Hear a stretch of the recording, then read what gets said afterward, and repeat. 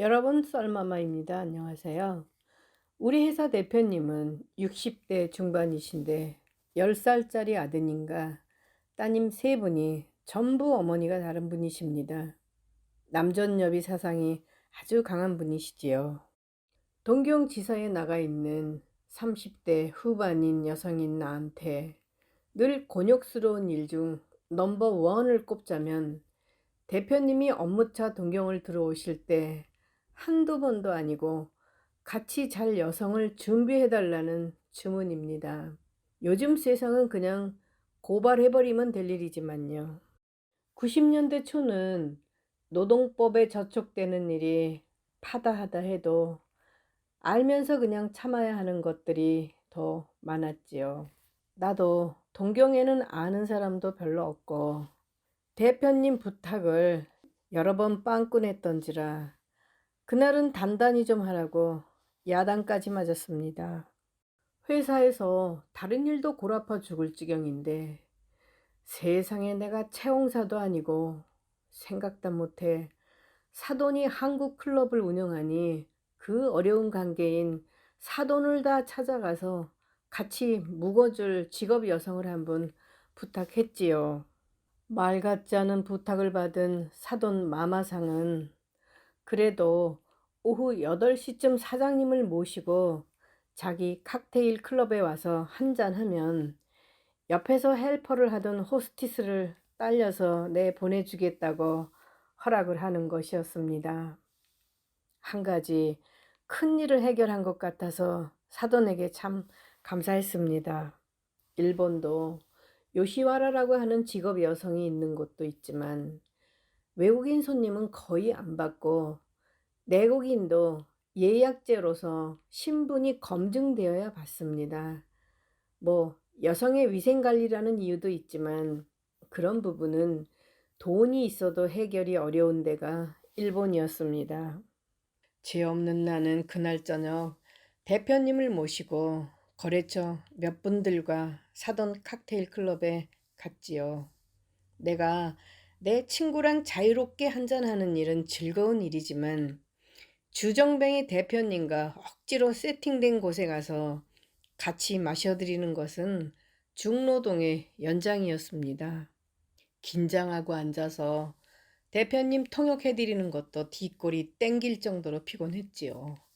그날 대표님은 옆에 앉은 아가씨가 마음에 푹 드셨는지 칵테일 클럽에서 등 떠밀려 내쫓는 문 닫는 밤 12시까지 놀다가 그 여성을 데리고 택시 타고 가시는 것까지 거들어 드리면서 헤어졌습니다. 저는 거기서 1시간쯤 떨어진 동경 변두리에 사니까 숨이 넘어가도록 뛰어가서 전철 막차를 무사히 탔습니다. 그렇게 헤어진 지 한 30분쯤 지나자 제 휴대폰으로 전화가 불불 걸려와서 들여다보니 대표님이셨습니다. 저는 이미 막차를 탔고 대표님 전화를 받아봐야 남녀 관계에 내가 뭘 더 거들어 드릴 일이 있나, 내가 미쳤나 이 전화를 받게. 그렇게 중얼거리면서 안 받았습니다. 지하철 안에서 대표님께 계속 전화가 걸려와서 붕붕 소리 주변 사람들한테 미안해서 스위치를 그냥 오프해버렸죠. 나도 집에 돌아오니 밤 1시가 넘어서 그냥 떨어져서 푹 잠을 잤습니다. 새벽 5시에 일어나서 화장실을 가면서 깜빡 꺼버린 휴대폰을 다시 켰더니 대표님께서 밤새도록 전화를 하신 시간대가 줄줄이 수십 번이 떠서 깜놀했지요. 그 중에도 또 전화벨이 울려서 그때는 받았지요. 대표님은 전화에다 대고 아, 미스정, 왜 이제 전화를 받는 거야? 죄송합니다, 대표님. 저도 술에 취해서 몰랐습니다. 무슨 일 있으세요? 아, 아가씨 데리고 호텔로 왔더니 호텔 정문이 잠겼잖아. 아, 그래요? 손님 놔두고 문을 다 잠가요?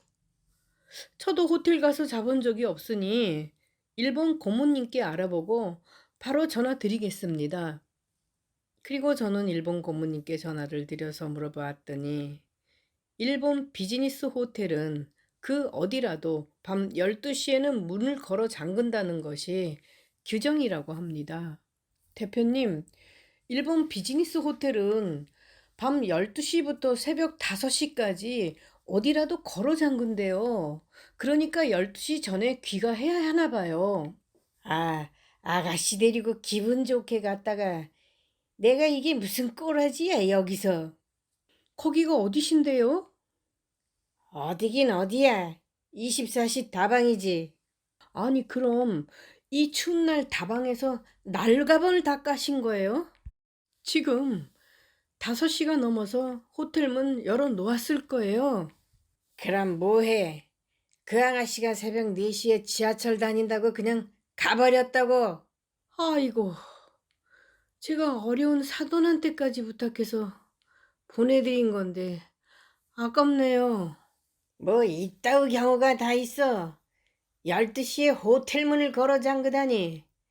생으로 다방에서 날방 까고 나 몸살 감기 왔다고. 그 일은 그렇게 보내고 다음날 일정상 나는 대표님을 모시고 오사카 거래처로 이동하였습니다. 오사카로 이동하는 신칸센 안에서 대표님은 떡잠을 자시다가 겨우 일어나셔서 하시는 말씀이 오사카는 교토가 가까우니 오늘 밤은 교토 기생 파티를 하겠다는 것이니 준비해달라는 것입니다. 지겹기는 했지만 나도 일본에서 몇 년을 살아도 그 유명한 교토 기생 파티는 사실 못 구경했습니다. 한 번쯤은 구경해보고 싶은 호기심도 생겨서 방법을 찾아보았죠. 거래처가 오사카에서 제일 큰 철도 회사이니만큼 교토 기생 파티 예약은 가능할 것이라고 판단하고 제가 가깝게 지내는 부장한테 부탁을 했습니다. 당시 일본이 GDP가 급상승하던 시기라서 정말 한 달 전에 예약을 해야 어지간한 기생 파티가 가능하다는 답을 받았지만 그룹 회사 차원에서 아는 라인을 다 동원해서라도 해달라는 나의 간절한 요청에 따라 한 군데 예약을 성공하였지요. 그날 저녁 나는 대표님을 모시고 교토 기생집을 향해 엄청나고 웅장한 전통식 건물로 들어가서 안내원들의 안내를 받으면서 이 복도 저 복도를 돌아서 한 커다란 룸에 안내되었습니다. 곧바로 거래처에서 부장님 2분이 오셔서 합석했지요. 양쪽에서 찬란한 기모노를 입은 2분이 잔에 술을 따라줘 마시고 있는데 교토 기생 3분이 등판이 푹 파인 기모노를 입고 얼굴과 어깨까지 흰 분가루로 범베기질을 한 모습으로 들어와서 허리를 숙여 곱게 인사를 하고 난 뒤 자기를 소개하고 전통춤을 추기 시작하였습니다. 붉은 립스틱과 얼굴을 흰 가루로 떡칠을 했어도 교토 기생이 환갑이 넘어 보인다는 것은 알 수 있었죠. 붉은색 종이 우산을 기생 3분이 동시에 돌리면서 접었다 폈다 하면서 고운 목소리로 노래를 부르는 것은 인생에서 한 번쯤 꼭 볼만 했습니다. 흥이 난 대표님이 나가서 기생들과 어우러 아리랑 춤을 추던 모습은 좋아 보였죠. 나중에 고창 기생이 대표님 테이블로 와서 술을 한 잔 올렸습니다만 기본적으로 교토 기생은 전통 춤을 선사할 뿐 술을 따르는 분은 따로 있었습니다. 기생 특유의 언어와 친절한 대화, 노래와 전통 춤, 그리고 의상과 화장술이 어우러져 정말 다른 맛이 났던 교토 기생 모습에서 우리 대표님이 짓궂은 장난을 치시면 하이 하이 하면서 상대 자존심의 상처를 피해가면서 부드럽게 대처하던 모습이 프로다웠습니다. 차려진 음식은 예술에 가까웠고 어느 쪽을 입에 넣어야 하는지 예쁜 요리 앞에서 교토 기생들만이 가지는 어떤 품위가 느껴져 그날 일은 제 기억에 오래 남았습니다. 다만 너무너무 비싸서 내 정신 가지고 쉽게 다시 볼 수 없다는 것이 좀 아쉬웠지요. 업무가 이어지면서 오사카 철도 두 부장님이 한국 우리 회사에 오셨습니다. 물론 저는 한일 간의 비즈니스를 담당하기 때문에 늘 같이 이동하였죠. 당시 한국에서는 기생 파티 하는 곳이 주로 서울 오진항 골목에 많았습니다. 물론 통역 때문에 여성이지만 저도 기생 파티에 직접 들어갑니다. 한국 기생 파티는 한식으로 세팅하고 기생들은 저고리가 짧은 한복을 입습니다. 어우동을 입는 분도 계셨죠. 물론 건물부터가 아름다운 전통 한식 건물입니다. 저도 업무상 여러 군데를 다녀보았지만 처음에는 기생분들이 전부 나옵니다. 저랑 같이 간 손님들은 각자 마음에 드는 여성을 초이스하여 자기 옆자리에 앉히는데 저도 늘 한 분을 지명하자면 그냥 제일 못생겼다고 느끼는 분을 골라서 앉혔지요. 당시는 춤 허슬이 유행해서 기생들이 모여서 허슬을 추면서 놀다가 통상 자기 파트너를 데리고 호텔로 이동하게 됩니다.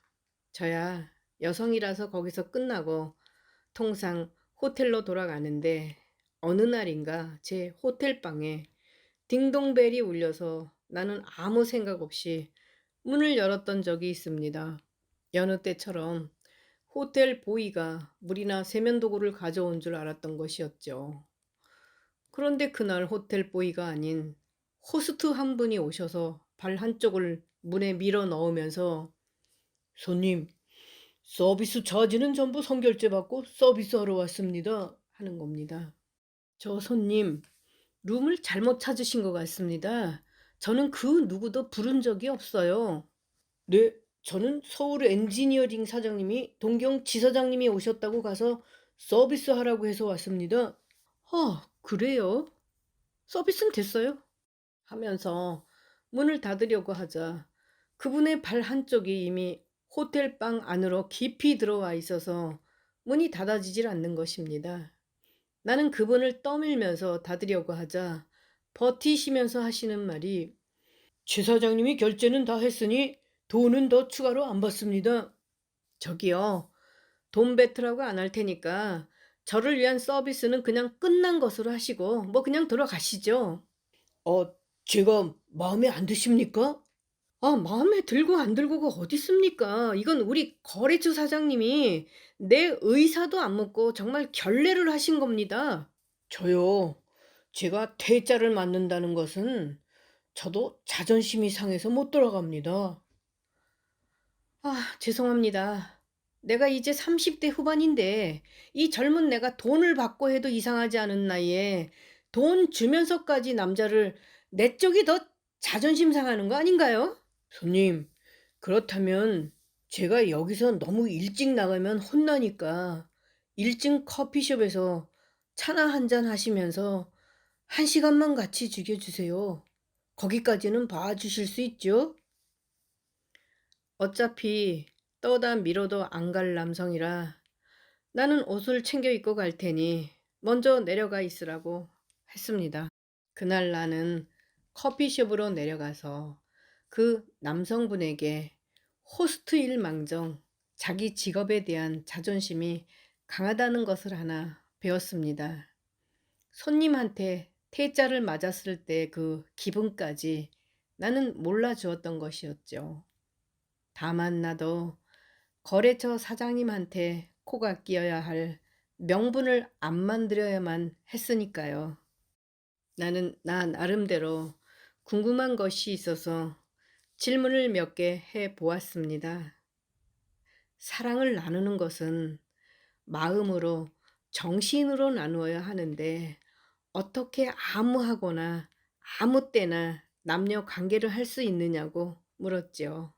그분 명답은 상대가 돈으로, 즉 상품으로 보인다는 것입니다. 받는 돈의 크기만큼 더 기분이 좋아지고 힘이 난다는 대답이었죠. 아, 돈의 액수에 따라 남녀 관계도 이루어지고 돈 따라 사랑으로 갔다가도 돈 떨어지면 사랑도 식는다는 것을 저는 그날 그분과 커피 한 잔을 하면서 또 다른 세계의 인생을 배웠습니다. 그런 인생 경험을 30대 후반에 배우고 눈을 뜰 수 있어서 그분께도 감사했지요. 3살짜리한테도 배울 것이 있다는 선조님의 명언은 틀린 것이 없었습니다. 그 후 저는 돈의 소중함과 돈을 조심하는 좋은 습관이 생겼으니까요. 감사합니다.